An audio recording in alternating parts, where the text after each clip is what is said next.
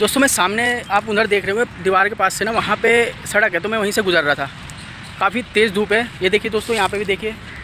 इस धूप में ना इतनी तेज़ तिलमिलाती धूप लग रही थी, तो मैंने सोचा इस पार्क में थोड़ी देर आराम कर लिया जाए। तो मैं इधर ही पार्क में आ गया, इस जगह, इस रास्ते से। और यकीन मानिए काफ़ी सुकून मिल रहा है यहाँ पे आके, ठंडी ठंडी हवा चल रही है, काफ़ी अच्छा लग रहा है यहाँ पे दोस्तों। इतना मज़ा किसी कूलर या पंखे या एसी के सामने बैठ के ना आएगा जितना मज़ा यहाँ पे आपको इस पेड़ पौधों के बीच में बैठ के आएगा। और खामा में लोग एसी कूलर पंखे के पीछे और प्राकृतिक से जुड़ी चीज़ों से दूर होते जा रहे हैं, जो कि प्राकृतिक हमारे लिए काफ़ी लाभदायक होती है। और एक मुद्दे पे मेरे को और बात करनी है दोस्तों। मैंने देखा है छोटे से बड़े लोगों को आजकल जो कि दवा खाते हैं और दवा से ही उनकी लाइफ का हिस्सा बन चुका है। दवा चाहे वो छोटा हो या चाहे बड़ा हो या बूढ़ा बुजुर्ग हो, सबको देखा मैंने कि अक्सर किसी ना किसी बीमारी से परेशान है, और जिसके चलते वो दवा खा रहे हैं और दवा को उन्होंने अपने लाइफ का हिस्सा बना के रख लिया है।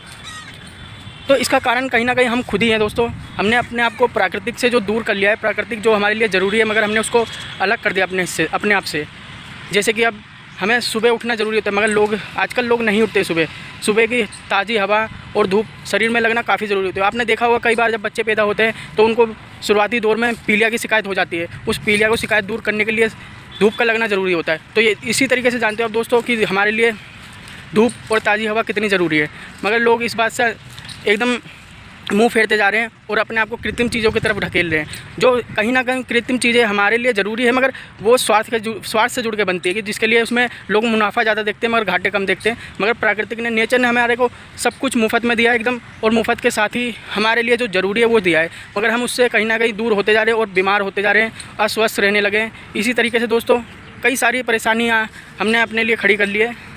हम प्रकृति को दूषित भी करते जा रहे हैं, प्रकृति को बर्बाद कर। अगर ऐसे ही चलते रहे, प्रकृति को बर्बाद करते रहे ना, तो एक दिन ऐसा होगा कि हमारे लिए जीना भी दुश्वार हो जाएगा। और धीरे धीरे आपने आसपास देख ही रहे होंगे कि जगह जगह गंदगी, कूड़ा कचरा और भी कई बहुत से कारण हैं जिससे प्रकृति को बहुत ज़्यादा असर पड़ता है।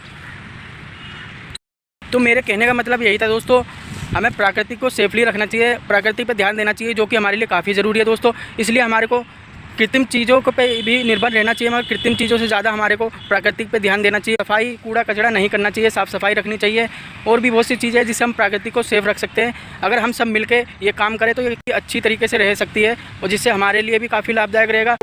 अगर आप मेरी बातों से सहमत है दोस्तों, तो आप अपने आसपास के एरिया में और देखें जहाँ आप कूड़ा फेंक रहे हैं, अगर किसी को फेंकते हुए भी देख रहे हैं, कूड़ा गंदगी किसी तरीके से भी प्रकृति को नुकसान पहुँचाते हुए देख रहे हैं, तो उसे रोके।